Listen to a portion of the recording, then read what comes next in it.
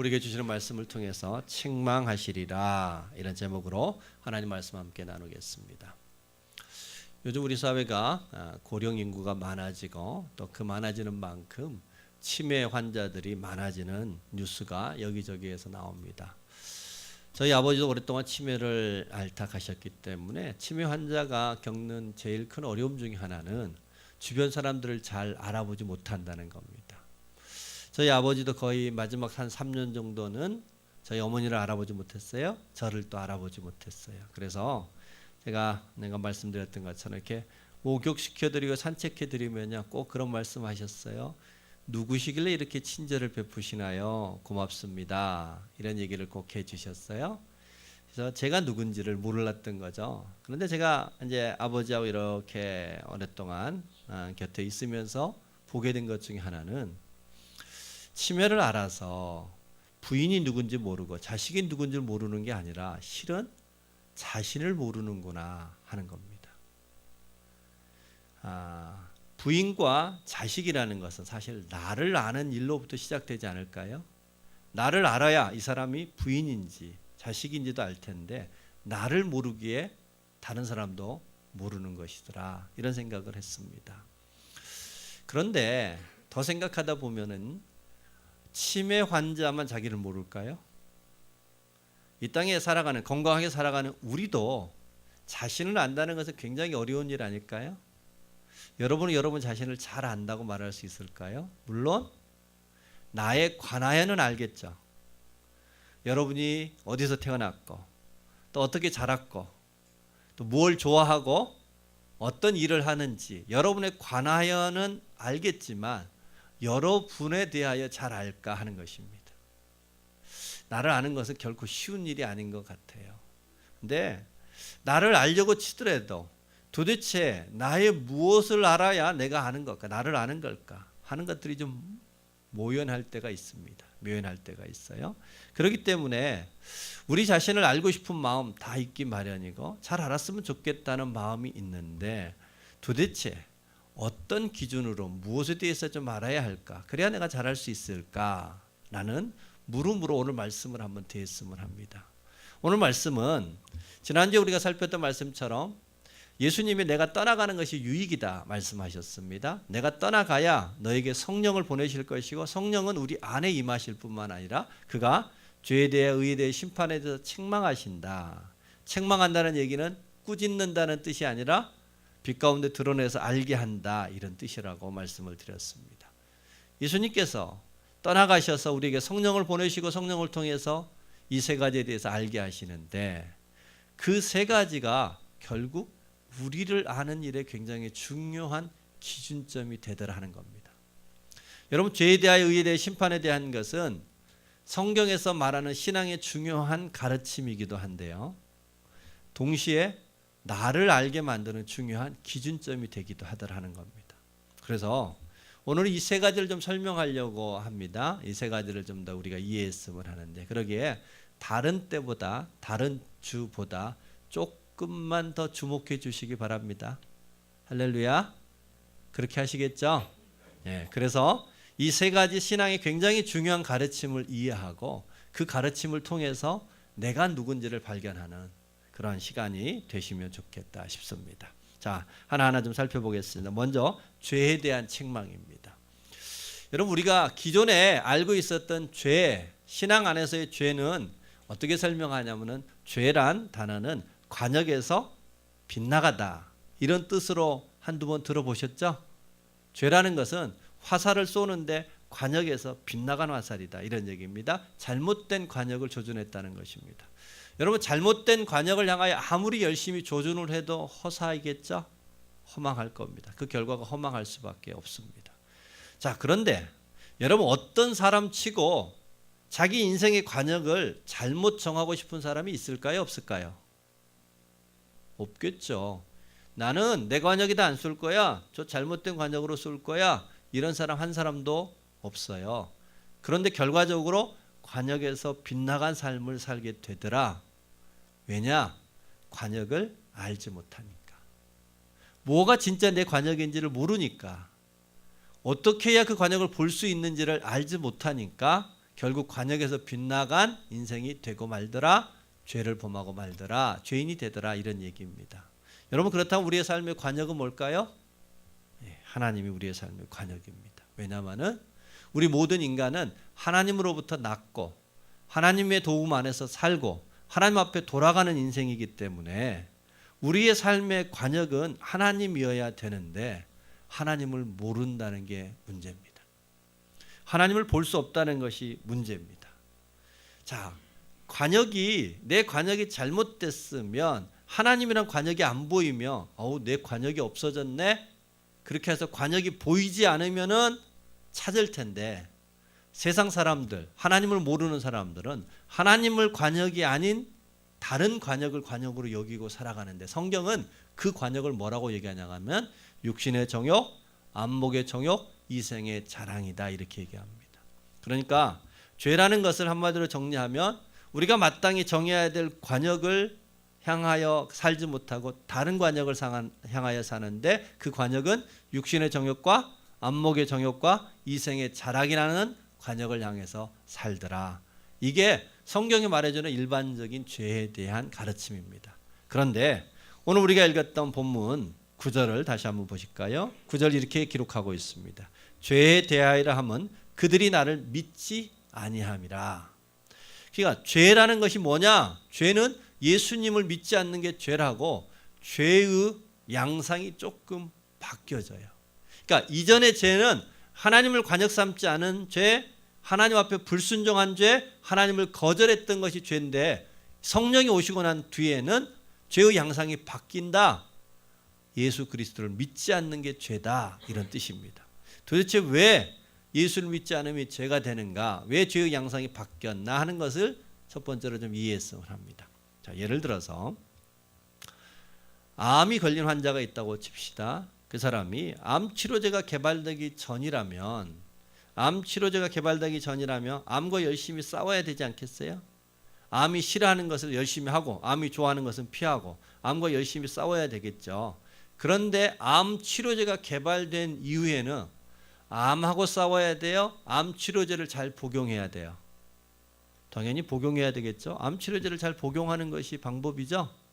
그러니까 치료제가 만들어지기 이전과 이후에는 양상이 달라진다는 거예요. 치료제가 없을 때는 암하고 싸워. 맞죠? 그러나 치료제가 만들어진 다음에는 그 치료제를 잘 복용하는 것이 길이에요. 또 예를 들어서 이런 그릇이 깨어져서 물이 샌다고 칩시다. 새는 물 가만히 놔둘 수 없으니까 열심히 닦아야 되잖아요. 셀 때마다 물을 잘 닦아야 돼요. 그런데 이제 그 옆에 대체할 수 있는 새 그릇을 갖다 놓았다면 새 그릇을 가져다 놓고도 여전히 계속 새는 물을 닦아야 돼요? 그릇을 교체해야 돼요? 당연히 교체해야 되겠죠. 그러니까 양상이 달라진 거예요. 암 치료제가 만들어진 다음에 양상, 새로운 그릇을 갖다 놓은 뒤의 양상은 달라진다는 거예요. 이제는 약을 잘 먹어야죠. 이제는 새 그릇으로 교체해야 되는 거예요. 죄가 동일하게 성령이 오셨다는 이야기는 예수 그리스도께서 우리의 죄 문제를 해결해 주셨다는 뜻입니다. 그러기에 이제는 우리가 죄는 불순종의 죄가 아니라 이제는 예수 그리스도가 우리에게 베풀어 주었던 그 사랑과 대속을 받아들이는 믿음이 우리에게 있어서의 중요한 가르침이 됐더라. 곧 불순종의 죄보다 더 큰 죄는 하나님이 우리를 사랑하셔서 구원케 해주셨던 그 예수 그리스도를 믿지 않는 죄가 더 큰 죄다. 이런 얘기입니다. 성경에 보면은 돌아온 탕자 이야기가 있습니다. 한 번은 둘째 아들이 아버지 앞에 가서 아버지 어차피 돌아가시면 내게 돌아올 재산이 있는데 미리 좀 주시죠. 그래서 재산을 받아서 먼 타국에 가서 다 탕진하고 나서 쓸 수 없어서 돈이 없어서 돼지 우리에서 돼지 먹는 쥐업 열매를 먹고 살았어요. 먹고 살면서 생각해 보니까 우리 아버지 집에는 품꾼도 풍족한데 내가 이렇게 살면 안 되겠다. 아버지 집에 돌아가야 되겠다. 그래서 아버지 앞에 돌아갔습니다. 그랬더니 아버지가 묻지도 않고 따지도 않고 아들을 맞이해 줬어요. 종으로 사는 게 아니라 종으로 살겠다고 돌아왔는데 아들로 살 수 있도록 그 아들을 맞이해 줬습니다. 자, 그런데 그 아들이 만약에 이렇게 생각했다고 합시다. 그래도 내가 사람인데 양심이 있지. 아버지 재산 반 날리고 왔는데 내가 어떻게 아들로 살아? 나는 그냥 종으로 살랍니다 하고 아버지가 아들로 맞이해 줬음에도 불구하고 끝까지 종같이 살았다며 이 사람은, 이 아들은 양심이 있는 거예요? 아버지를 잘 모르는 거예요? 아버지를 모르는 거죠. 여러분, 만약에 이 탕자가 와서 여전히 종으로 살았다면 이 탕자는 아버지의 재산을 탕진한 것보다 아버지의 사랑을 탕진한 탕진이 더 큰 거 아닐까요? 아버지 재산을 날린 탕진보다 아버지의 사랑을 거부하는 탕진이 더 큰 탕진이지 않겠냐 하는 겁니다. 재산의 탕진보다 사랑의 탕진이 훨씬 더 큰 죄이다. 예수님이 그 얘기해 주시는 겁니다. 성령이 오시면 죄에 대해서 우리에게 책망하신다, 알게 하신다. 죄는 뭐냐? 예수를 믿지 않는 거다. 하나님의 사랑을 거부하는 거다. 사랑을 탕진하는 것이 더 큰 죄다. 이렇게 우리에게 말씀해 주시더라 하는 것입니다. 그러기에 우리가 믿는다라는 것은 하나님이 우리를 사랑하는 것을 받아들이는 겁니다. 수용하는 겁니다. 죄의 양상은 달라졌다고 그랬어요. 그러나 죄의 핵심은 다름이 없어요. 본질은 같아요. 처음으로 죄가 시작된 것을 우리는 에덴 동산이라고 합니다. 에덴 동산에서 선악과를 먹었기 때문에 죄가 시작됐다고 다 우리는 듣고 배웠습니다. 그런데 우리 한 가지만 더 생각해 봤으면 합니다. 여러분, 선악과를 먹었으니까 죄를 지은 걸까요? 아니면 죄를 지었기 때문에 선악과를 먹은 걸까요? 다시요. 선악과를 먹었기 때문에 죄를 지은 거예요? 죄를 지었기 때문에 선악과를 먹은 거예요? 닭이 먼저예요? 달걀이 먼저예요? 그게 그거 같은데요. 항상 죄가 행위보다 먼저 선행됩니다. 하나님을 거부했기 때문에, 그 말씀을 부정했기 때문에, 하나님처럼 되고자 했던 죄가 있었기 때문에 선악과를 먹은 거죠. 먹어서 죄 지은 게 아니라는 얘기예요. 죄가 먼저 들어왔어요. 그 죄의 양상을 선악과로 표현했을 뿐이죠. 죄가 먼저 들어온 거예요. 그러니까 죄의 본질은 하나님의 사랑을 거부하는 거라고요. 우리가 하나님을 불순종할 때도 그렇고요. 예수 그리스도를 믿지 않는 것에 있어서도 그분의 사랑을 거부하는 거예요. 자, 우리는 우리 자신을 알기 위해서 죄라는 기준이 필요하다겠습니다. 죄 없이 우리를 이해하려고 치면 우리에 관한 것은 알 수 있는데, 죄라는 것을 통해서 우리를 이해하려고 치면 우리가 죄인인 것은 곧 하나님의 사랑받음을 알지 못하는 존재예요. 우리가 믿는다는 것은 하나님의 사랑을 내가 수용하고 인정하는, 내가 하나님의 사랑받는 자라는 것을 아는 것이 믿음이요, 그것이 죄를 통하여 발견해야 될 우리의 참 모습이다. 이런 얘기입니다. 다시요. 성령이 우리에게 오시면 죄에 대해서 책망하신다고요. 근데 죄는 우리는 뭘 잘못했지, 윤리적으로 뭐가 문제가 있지, 그랬을 때 우리는 나는 죄인이다 아니다 이거 가지고 따지는데요. 실상은 죄를 바르게 안다는 것은 내가 하나님의 사랑을 거부했느냐, 하나님의 사랑을 받아들였느냐의 문제예요. 곧 죄를 통해서 발견하는 나의 진짜 모습은 하나님의 사랑 밖에 있는지 하나님의 사랑 안에 있는지를 깨닫는 것이 죄를 통하여 성령께서 우리에게 책망하시며 알게 하는 일이다. 저와 여러분 모두가 성령을 통해서 죄를 아는 자 되기를 소망합니다. 바로 그 죄를 통해서 우리는 하나님이 나를 이렇게 사랑하셨음을 알고 그 사랑 안에 거하는 믿음의 삶 살아갈 줄 아는 저와 여러분 되기를 주의 이름으로 축복합니다. 두 번째로는 죄에 대한 책망에 이어서 의에 대한 책망을 우리에게 주십니다. 의라는 단어를 잘 안 쓰는데요. 한문으로 표현하면 이 의는 무슨 의가 될까요? 우리가 한문으로 아는 의자가 별로 없잖아요. 뜻 의자와 오를 의자 있잖아요. 요 의는 뭘까요? 옳음이에요. 하나님의 기준으로 봤을 때 옳다, 맞다 이런 겁니다. 특별히 성경이 우리에게 강조하는 옳음은 하나님과 관계에 있어서의 옳음이에요. 하나님과 바른 관계를 맺고 있느냐, 좋은 관계를 맺고 있느냐 하는 것입니다. 그렇게 당연히 우리의 의의 기준이 되셨던 것은 예수 그리스도이신데, 예수님은 철저히 하나님과 바른 관계를 이어가기 위해서 뜻을 살피고 그 뜻대로 사셨어요. 죽기까지 순종하시면서 하나님의 약속을 지켜서 바른 관계를 맺으셨던 기준이 되시는 분이었어요. 자, 그런데 성령이 오시며 그 의에 대해서도 이렇게 얘기한다라고 조금은 우리가 생각했던 의와 다른 한 가르침을 주십니다. 우리 10절 말씀 같이 한번 읽어볼까요? 우리 16장 10절 같이 한번 읽습니다. 의에 대하여 함은 내가 아버지께로 가니 너희가 다시 나를 보지 못하며. 자, 의라는 것이 뭐냐? 내가 아버지께 가는 거다. 여러분, 우리 모든 사람은 죄 때문에 하나님 앞에 갈 수 없었어요. 하나님 앞에 가는 길이 막혔었다고요. 그런데 예수님께서 우리가 하나님 앞에 갈 수 있는 최초의 길이 되어 주셨다는 것입니다. 그게 의다, 이런 얘기입니다. 여러분, 우리가 길이 열리기 전까지는요, 뭔가 어디를 찾아가는 것이 쉽지 않습니다. 그런데 길이 열리잖아요. 길을 보잖아요. 그러면 가는 것이 훨씬 더 쉬워지죠. 여러분, 스포츠계에도 누군가가 첫 길이 되는 것은 굉장히 중요한 것 같아요. 예를 들어 LPGA 그 골프에 박세리 선수가 처음으로 우승을 하자 그 뒤로 한국의 여자 선수들이 굉장히 많이 우승했죠. 또 박찬호 선수가 메이저리그에 들어가서 좋은 결과를 보여주자 우리나라 야구 선수들이 메이저리그 한번 해볼 만해, 이런 자신감을 갖게 됐어요. 박세리와 박찬호 선수가 길이 된 거죠. 박지선 선수가 프리미어리그 가서 주전으로 활동을 하니까 박지선 선수 이후에 우리나라 많은 축구 선수들이 프리미어리그에서 주전으로 활동하고 있습니다. 길이 되어준 거예요. 여러분, 이처럼 예수님께서 뭐가 은줄 알아? 하나님과 바른 관계를 맺는 기준이 뭔지 알아? 예수님이 하나님 앞에 갔던 그 길을 따라서 우리도 오라는 겁니다.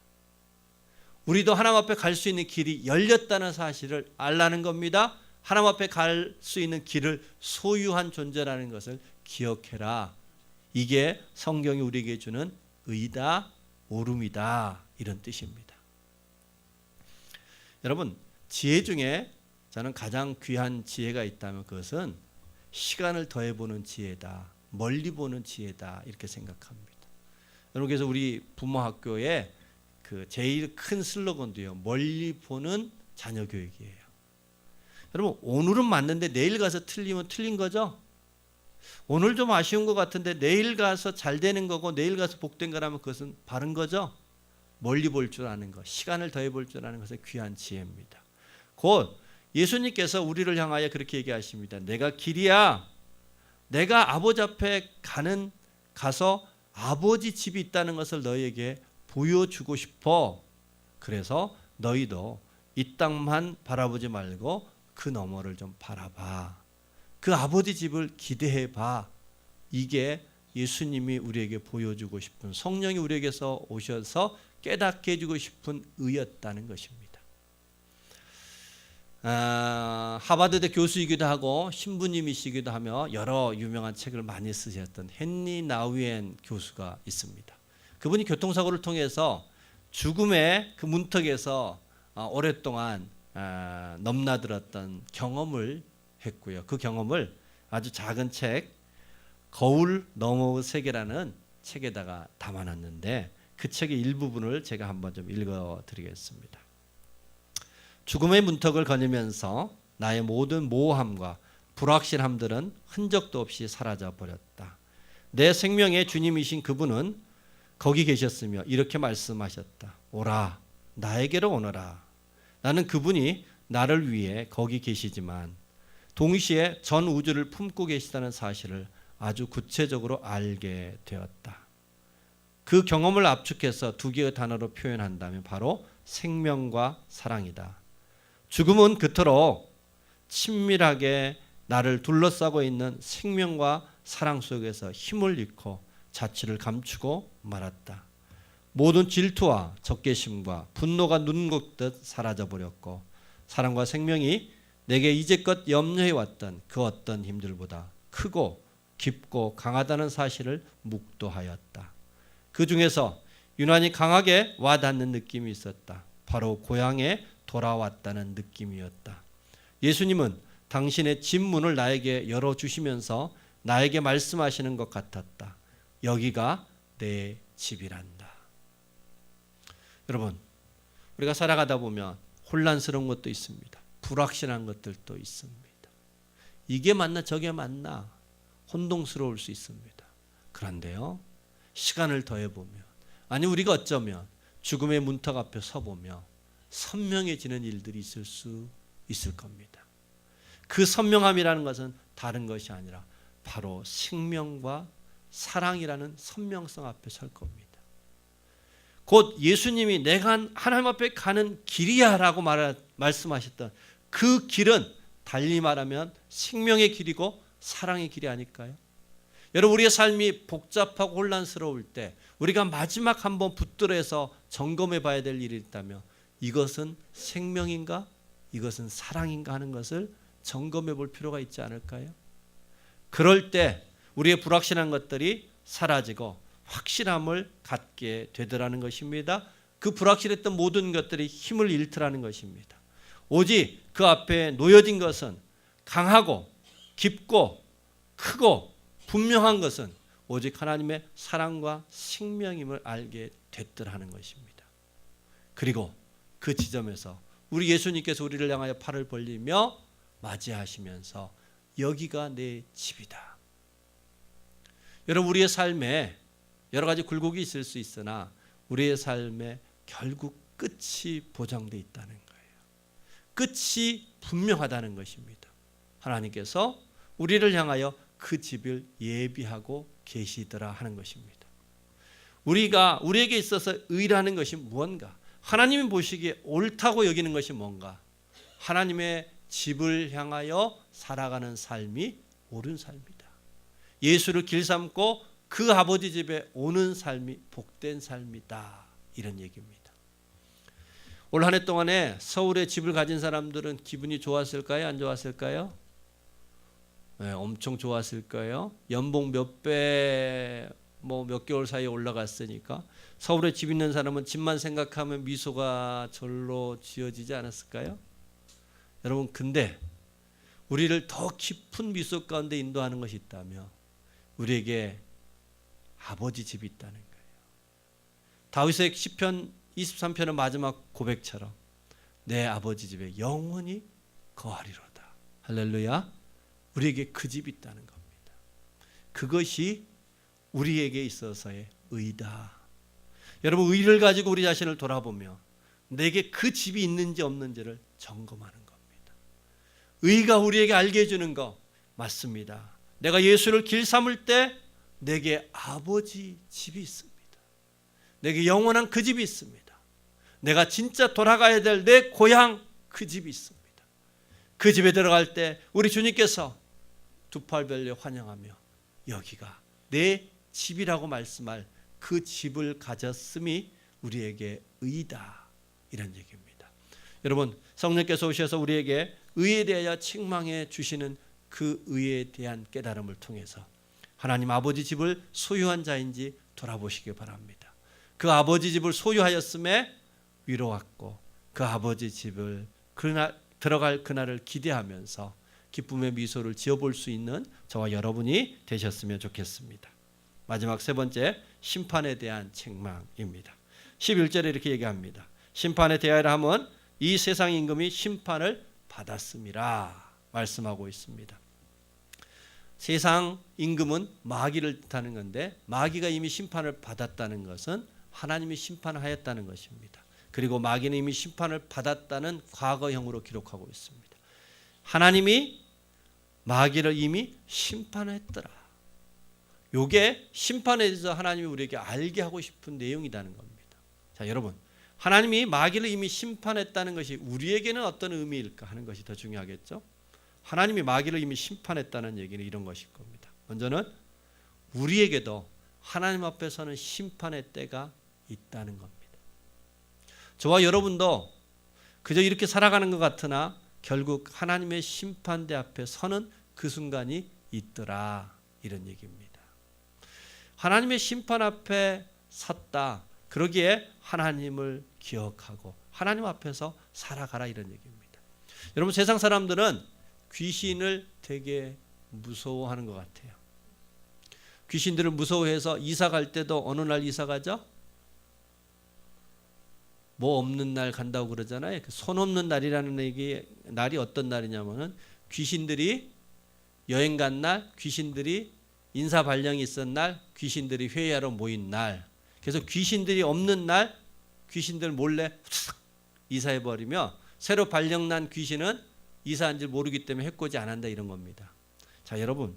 근데 이걸 잘 생각해 보시면 우리는 귀신을 무서워하지만 우리 안에 기본 저 바닥에 깔려 있는 것은 귀신은 속일 수 있다 없다. 손 없는다 이사하면 속일 수 있다는 거예요? 없다는 거예요?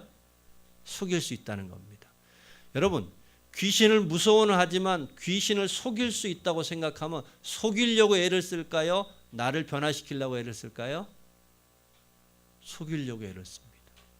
그런데 여러분 하나님이 우리의 심판자라는 것은요, 하나님은 우리의 모든 것을 다 아시고 속일 수 없는 분이다. 그러기에 하나님이 우리의 심판자라는 것은 속이려 하지 말고 하나님의 기준에 변화되라는 겁니다. 하나님의 기준에 우리의 자신을 맞추라는 것입니다. 하나님 앞에서 살아가라는 것입니다. 그러기에 심판에 대한 깨달음이 있는 사람의 모습은 하나님, 내가 언젠가 하나님 앞에 쓸 텐데 하나님 속이지 않겠습니다. 내 모습 그대로 하나님 앞에 정직하게 살아가겠습니다. 그래서 하나님 앞에서 살아가는 거예요. 말을 하더라도 하나님이 들으신다는 것을 알고 말하는 거예요. 시간을 쓰고 돈을 쓰는데도 하나님 보시기에 합당하게 시간과 물질을 쓸 줄 아는 사람이 심판을 아는 사람이요. 심판을 통하여서 자기를 바르게 이해하고 가꾸어가는 사람이지 않을까요?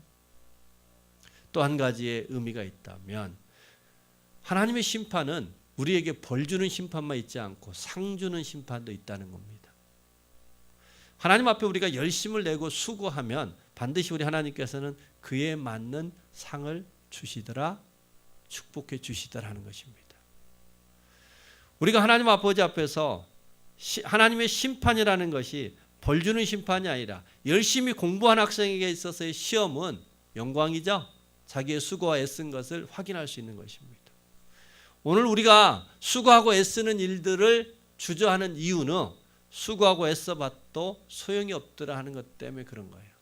눈물로 씨를 뿌렸으면 기쁨의 단을 거두어야 되는데 기쁨의 단이 돌아오지 않는 것 때문에 수고하지 않으려고 하고 애쓰지 않으려고 하고 도전하지 않으려고 하는 거 아닐까요? 근데 하나님 이렇게 얘기하십니다. 내가 다 안다. 내가 다 보고 있다.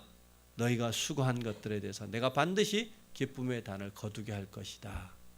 상 주겠다는 것입니다. 여러분 우리 하나님께서 우리를 향하여 상을 준비하고 있다는 것을 알면 우리 또한 그분의 상 주심에 반응할 수 있어야 되지 않을까요? 그 상을 예비하시는 그분 앞에 상을 받을 수 있는 삶으로 우리 자신을 드릴 수 있었으면 좋겠다 하는 것입니다.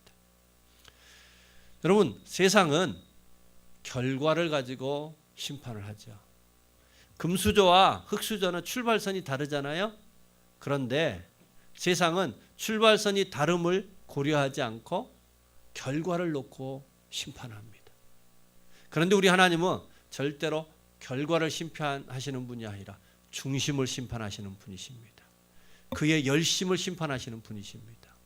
예수님의 산상수훈에서 좋은 나무는 많은 열매를 맺는 나무가 아니라 아름다운 열매를 맺는 나무가 좋은 나무라겠습니다.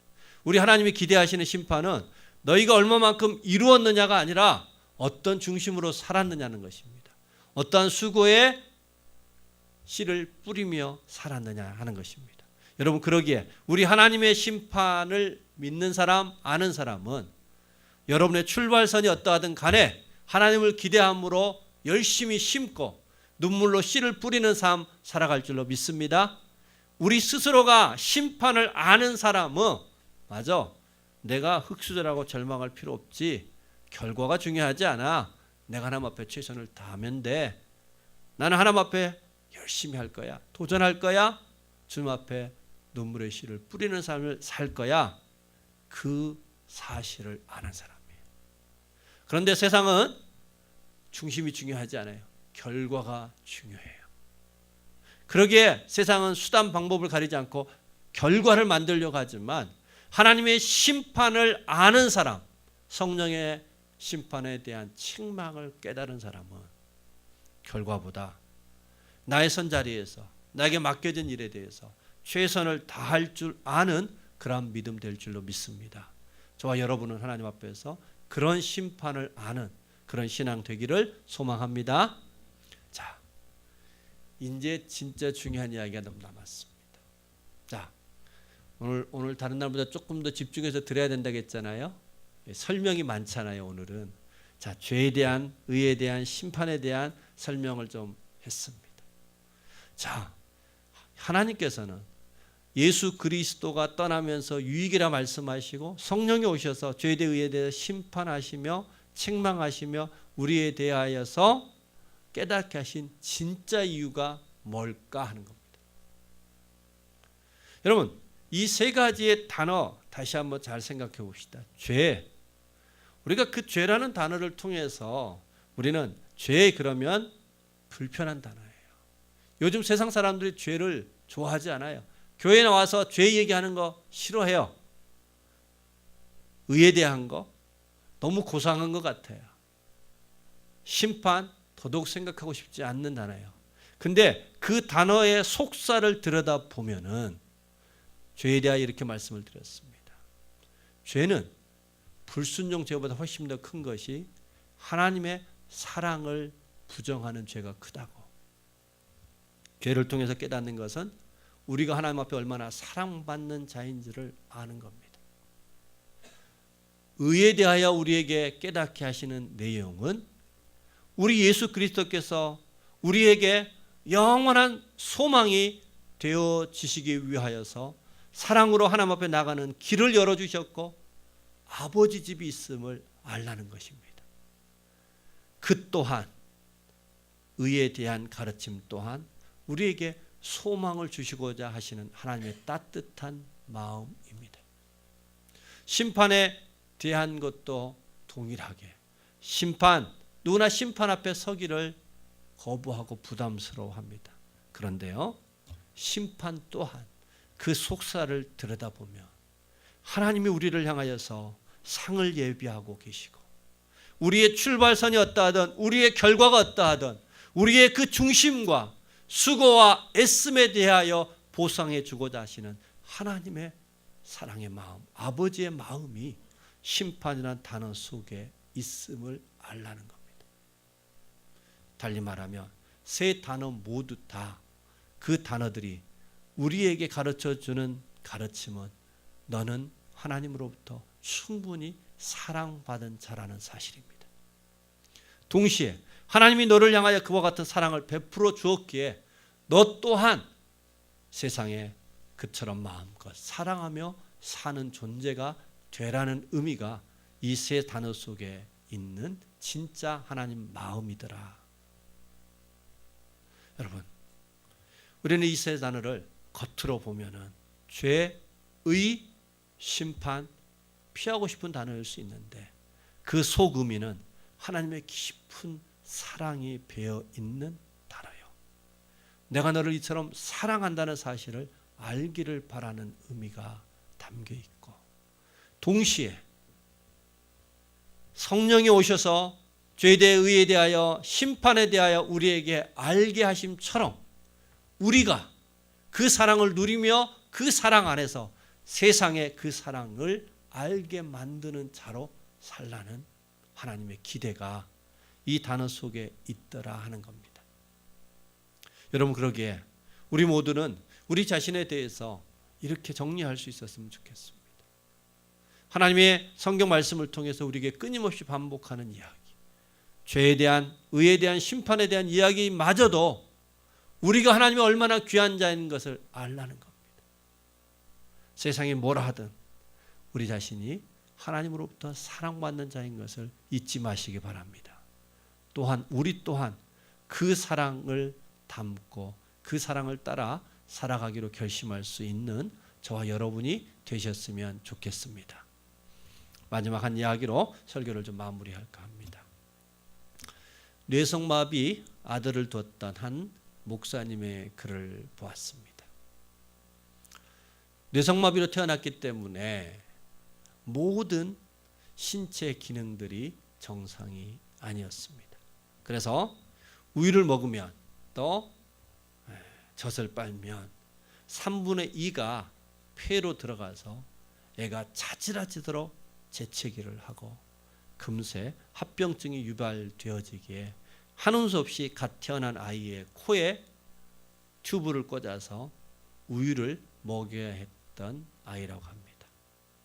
그러기에 일주일은 병원에서 살고 일주일은 집에서 사는 그러한 생활을 해야만 했던 아이고요. 더욱이나 아버지가 목회자였기에 그 아이를 위한 수술비가 없어서 고민하다가 병원에서 제안했던 대로 혹 아이가 죽게 되면 영구용으로 그 아이의 시신을 기증하기로 사인하고 그 조건으로 병원에서 수술 받을 수밖에 없었던 그런 아이라고 합니다. 반면에 그런 장애 아이를 키우는 목사이기에 여러 가지 서류 면접을 통해서 합격했으나 결국은 장애 아이가 있다는 사실 때문에 청빙받은 여러 교회로부터 거절당하여 사역지를 찾지 못하는 아버지. 또 앞서 얘기 드린 것처럼 자기의 능력이 안 돼서 아이의 시신을 하는 수 없이 영구용으로 내줘야 되는 그 서류에 사인하면서 부족하여 그 아이의 시신을 팔아버린 것 같은 무한한 죄책감 속에 눌려야 했던 아버지. 그리고 정상적인 아이라면 밤에 자다가 더우면 뒹굴기도 하고 또 이리저리 뒤척이면서 잠을 잘 텐데 이 아이는 전혀 움직일 수 없었기에 돌려 누울 수 없었기에 밤에 잠을 자다가 그 누운 자리에서 땀을 흘리면 그저 한없이 울 수밖에 없었기 때문에 그 어머니는 하룻밤에도 아이가 울면 일어나서 몇 번씩 옷을 갈아입혀야 되는 그와 같은 삶을 살아야 됐던 이 어머니, 이 뇌성마비 아이와 그 아이를 뒀던 목사님 되신 아버지와 그를 지켜보는 어머니, 이 세 사람이 하나님 앞에 치열하게 씨름했던 이야기인데 그 이야기의 정점에 하나님 앞에 이렇게 묻는 겁니다. 하나님, 차라리 우리 세 사람 다 천국으로 데려가 주셨으면 좋겠습니다. 그러면서 그 목사님이 물었던 한 물음이 있습니다. 하나님, 왜 장애인을 이 땅에 보내십니까? 하나님, 왜 장애인을 우리 가정에 보내셨습니까? 근데 그 씨름 속에서 이 목사님이 깨닫게 된 한 이야기, 말씀이 마음에 오래 남아 있습니다. 이분이 이렇게 얘기합니다. 하나님이여, 왜 장애아를 이 땅에 우리 가정에 보내셨습니까? 그 물음 앞에 하나님이 알게 했던 한 가지는 사랑이 무엇인지 보이기 위함이다. 너희가 그 아이를 마음껏 사랑해 주었으면 좋겠다. 여러분, 부모가 자식을 사랑하지 않는 부모가 어디 있겠어요? 그러나 이 뇌성마비 아이처럼 아무것도 스스로 할 수 없는 그 아이, 그 아이를 향하여 하나님이 기대하시는 것은 마음껏 그 아이를 한번 사랑해 줘봐라. 부모가 할 수 있는 사랑이 무엇인지를 한번 보여줘봐라. 마음껏 사랑을 펼쳐 보여줘봐라. 여러분, 이 이야기가 마치 오늘 우리에게 말씀하시는 요한복음 16장 8절의 말씀처럼 저에게는 들렸습니다. 여러분, 죄에 대하여 의에 대해 심판에 대한 우리에게 깨닫게 하시는 우리의 존재, 죄에 대하여서 의에 대하여 심판에 대하여서 우리는 이 뇌성마비 아이처럼 하나님 앞에 전적 무능의 존재였습니다. 스스로 죄 문제를 해결할 수 없고 스스로 하나님 앞에 찾아갈 수 없고 스스로 하나님의 심판 앞에서 우리는 사망의 나락으로 떨어질 수밖에 없었던 전적 무능의 존재인 우리를 향하여서 예수 그리스도와 성령을 통해서 의에 대하여, 죄에 대하여, 의에 대해 심판에 대한 가르침은 내가 너를 전적으로 사랑하였노라, 너에게 무한한 사랑을 베풀었노라라는 하나님의 음성이 담겨 있는 말씀이더라는 것입니다. 동시에 우리를 향하여서도 하나님이 이렇게 말씀하십니다. 내가 너희를 마음껏 사랑을 베풀었던 것처럼 그 사랑을 누리고 그 사랑 안에서 그 사랑을 실천하며 사는 자가 되면 어떻겠냐. 우리를 향하여 성령께서 죄와 의와 심판에 대하여 신앙적 가르침을 주는 게 아니라 무언가에 대한 새로운 지식을 주는 것이 아니라 너는 하나님의 전적인 사랑을 받은 존재라는 사실을 기억하라는 겁니다. 우리가 그런 존재라는 것을. 더 나아가서 세상은 그 사랑을 알지 못하기에 너희가 그 사랑을 나타내 주면 어떻겠냐. 너희가 세상에 그 사랑을 마음껏 펼쳐 보여주면 어떻겠냐고. 주님 오늘 말씀을 통해서 우리의 마음을 흔들고 계십니다. 주님의 이 말씀 앞에 우리가 어떻게 답해야 될까요? 우리 주님 앞에, 주님의 그 음성 앞에, 주님, 내가 그 사랑받은 존재인 것을 기억하고 나도 마음껏 그 사랑을 세상에 펼쳐 보이는 자 되고 싶습니다. 이와 같이 고백할 수 있는 저와 여러분들 되기를 소망합니다. 우리 남겨진 한 달 마음껏 사랑을 보이고 펼쳐 보이시면 어떨까요? 기도하시겠습니다. 주신 말씀 가지고 기도할 때 하나님, 죄에 대한 의에 대한 심판에 대한 주님의 음성 속에 우리가 하나님부터 얼마나 사랑받은 자인지를 알게 하는 주의 마음 담겨져 있음을 알고 이제 내가 그 사랑받는 존재인 것을 기억하게 하여 주옵소서. 그 사랑받은 존재답게 나 또한 내게 허락됐던 가족과 이웃과 직장과 교회 안에서 나도 마음껏 사랑하는 자 되고 싶습니다. 특별히 남겨진 한 달 우리에게 사랑하라고 주신 한 달인 것을 기억하고 우리 하나님 앞에 마음껏 사랑하며 살아갈 수 있는 그런 심령, 그런 공동체 될 수 있도록 도와달라고 우리 주신 말씀 기억하면서 함께 기도하겠습니다. 좋으신